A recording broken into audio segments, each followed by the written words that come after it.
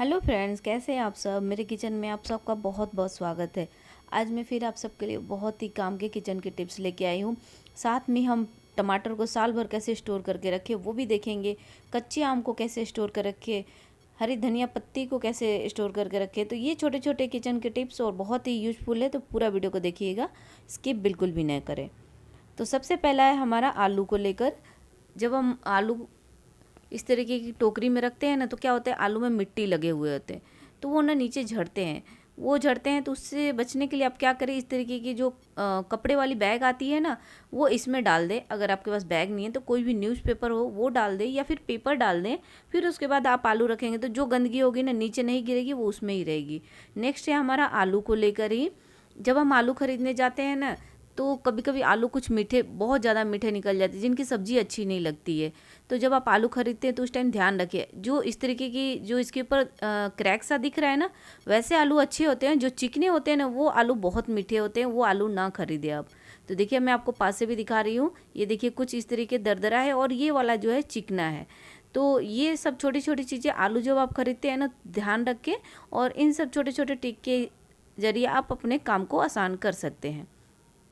Next है आलू को लेकर ही। जब भी आप आलू रखते हैं ना, इस तरीके से ढेर सारे आलू, हम एक बार में तो 4-5 केजी आलू लेके आ जाते हैं, फिर वो दब के ना एक दूसरे के ऊपर लग के ख़राब होने लगते हैं। तो या तो आप बड़ी बर्तन में रखें, कोई भी टोकरी, बड़े टोकरी में रखें, या फिर इस तरीके से न्यूज़पेपर में उसके ऊपर फाड़ के डाल दें। कभी कभी आप देखते होंगे बाज़ार में फल फ्रूट जो होते हैं उनमें पेपर डले होते हैं या सूखी घास डली होती है। तो ये है बहुत ही सिंपल लेकिन काम के किचन की टिप्स। उम्मीद करती हूँ आपको पसंद आई है। पसंद आई तो प्लीज़ लाइक कीजिएगा।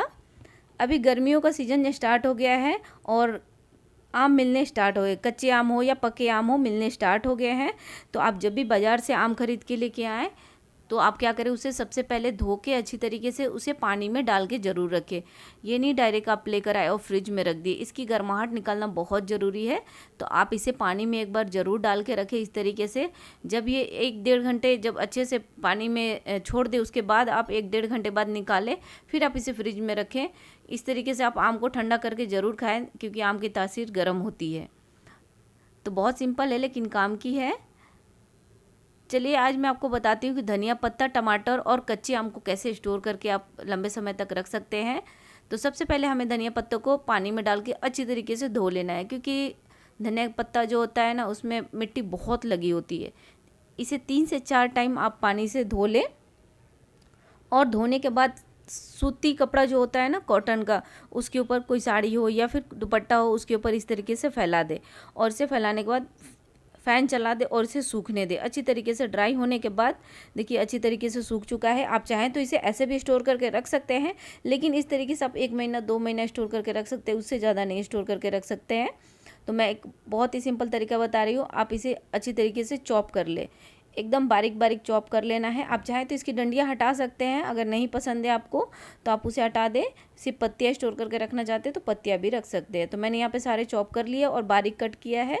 इस तरीके से प्लेट, थाली, जितनी आपकी धनिया पत्ती की क्वांटिटी है उतने बड़े बर्तन ले, और इसे इस तरीके से हमें पतला फैला देना और इसे फ़ैन के नीचे रखना है। धूप में नहीं रखना, हमें फ़ैन में सुखाना है, एकदम ड्राई होने देना है फ़ैन के नीचे।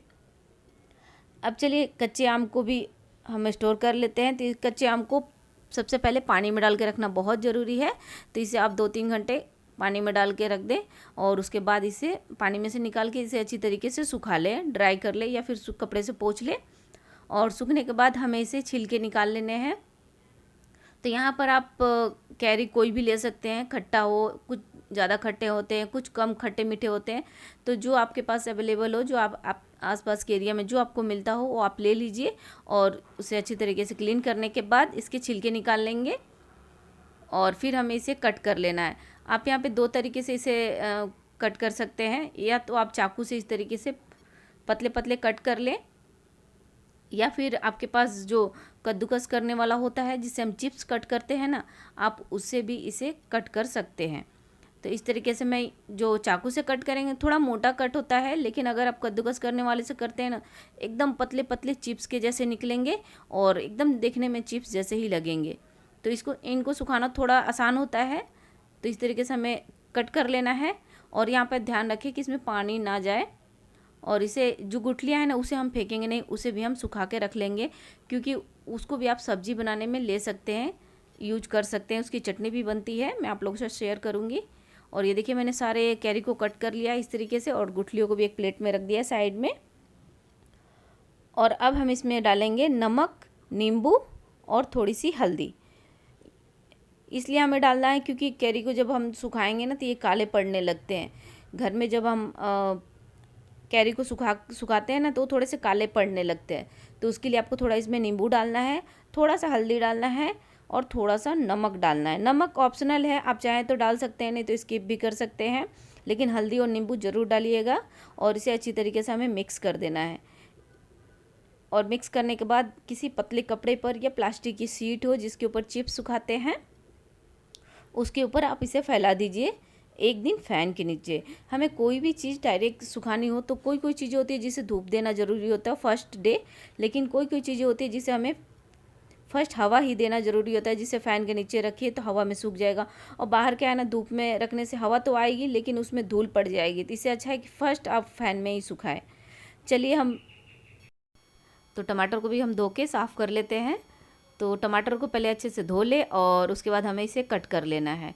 और यहाँ पर टमाटर जो है ना, आप जो अच्छे रेड कलर के होते हैं ना, एकदम लाल लाल से दिखते हैं ना, वो वाले ले तो अच्छा रहेगा। जब हम इसे पाउडर करेंगे तो उसका कलर बहुत प्यारा आएगा।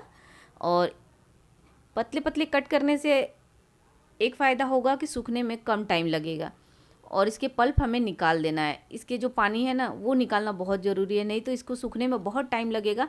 आप ऐसे भी सुखा सकते हैं, लेकिन क्या है ना, ये ज़्यादा गीला गीला रहेगा तो सूखने में ज़्यादा टाइम लगेगा। तो इसलिए मैंने इसके सारे जो गुद्दे होते हैं वो निकाल दिया और इसे इस तरीके से प्लेट में फैला दिया है। आप प्लेट या प्लास्टिक की शीट के ऊपर भी फैला सकते हैं। दो तरीके हैं, आप जिस तरीके से आपको पसंद हो उस तरीके से आप इसे कट करें, या तो डायरेक्ट दो कट करके इसके पल्प निकाल लें और उसके बाद हमें इसे प्लेट के ऊपर फैला देना है। और इसके पल्प जो है उसे हम फेंकेंगे नहीं, आप चाहे तो इसे पेस्ट बना के सब्जी में डाल सकते हैं।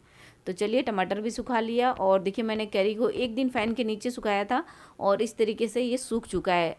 आप देख सकते हैं कितने सिकुड़ के एकदम छोटे छोटे से हो गए हैं। और एक दिन फ़ैन के नीचे रखने के बाद इसे आप 2 से 3 दिन धूप में, कड़ी धूप में सुखाएं। इन सब चीज़ों को, सिर्फ धनिया पत्ता को आपको फ़ैन के नीचे सुखाना है, बाकी टमाटर और कैरी आपको धूप में देना ज़रूरी है। अगर आप धनिया पत्ता को फ़ैन में सुखाते हैं तो उसका कलर बरकरार रहेगा और उसकी खुशबू भी बरकरार रहेगी। अगर आपने धूप में रखा तो ये काला हो जाएगा और इसकी स्मेल भी उड़ जाएगी।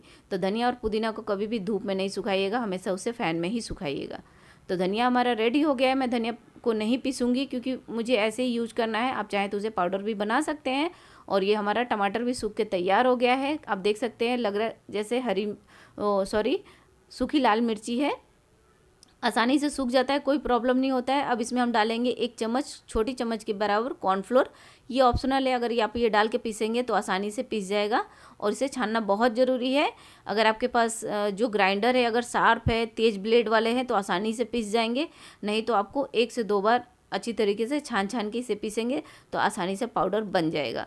तो ये सब है, पाउडर बनाने में छोटी छोटी सी प्रॉब्लम्स आएंगी लेकिन आपका पाउडर बन के तैयार हो जाएगा। और यहाँ पर कॉर्नफ्लोर इसलिए मैंने डाला क्योंकि इसे मैं फ्रिज से बाहर ही स्टोर करके रखने वाली, इतनी स्पेस नहीं होती है कि फ्रिज में हम सारी चीज़ों को स्टोर करके रखें। तो इसलिए मैंने जो बाहर वाले मिलते हैं ना उसमें कॉर्नफ्लोर और नमक ऐड किया हुआ रहता है, जो बाज़ार में मिलते हैं ना, तो यहाँ पर मैंने नमक नहीं डाला है, सिर्फ कॉर्नफ्लोर ही डाला है। आमचूर पाउडर भी मैंने इसी तरीके से पीस के तैयार कर लिया है। और धनिया मैंने नहीं पीसा है। ये रहा हमारा टमाटर का पाउडर और ये आमचूर पाउडर। तो ये सारे पाउडर बन के तैयार हो गए हैं। आपको जिस तरीके से पाउडर बनाना है आप बना के तैयार कर सकते हैं और इसे लंबे समय तक स्टोर करके रख सकते हैं। बिना किसी केमिकल के आप घर पे भी पाउडर बना सकते हैं सब्जियों के। तो आज की ये वीडियो कैसी लगी कमेंट करके ज़रूर बताइएगा, पसंद आए तो लाइक कीजिएगा ज़रूर से ज़रूर। चलिए एक हम बालों के लिए एक मास्क बना के तैयार करते हैं। तो यहाँ पर मैं ले रही हूँ पक्का केला। जो गल जाते हैं ना वो केले को कभी भी फेंके नहीं, आप यूज कर सकते हैं, अपने फेस पे यूज कर सकते हैं, बालों में यूज कर सकते हैं। आज तो मैं बाल में लगाने वाली हूँ तो मैंने सोचा चलो आप लोगों के साथ शेयर करती हूँ। तो मैंने यहाँ पर 1 केला लिया है। अगर आपके बाल लंबे घने हैं तो आप थोड़ा ज़्यादा लीजिए यहाँ पर। अब इसमें हम डालेंगे 2 चम्मच दही और इसी में डालेंगे हम aloe vera gel. Fresh aloe vera gel भी ले सकते हैं, अगर आपके पास है तो आप ये बाज़ार वाले भी ले सकते हैं। अगर आपको डैंड्रफ की प्रॉब्लम है तो आप दही लें, अगर नहीं है तो आप इसमें ऑलिव ऑयल या कैस्टर ऑयल भी ले सकते हैं। अब इसे हमें लगा के 2 घंटे के लिए छोड़ देना है, फिर आप शैम्पू कर सकते हैं। इससे बाल एकदम सिल्की बनेंगे। तो आज की वीडियो कैसी लगी कमेंट करके ज़रूर बताइएगा। पसंद है तो लाइक कीजिएगा, शेयर कीजिएगा। Bye bye.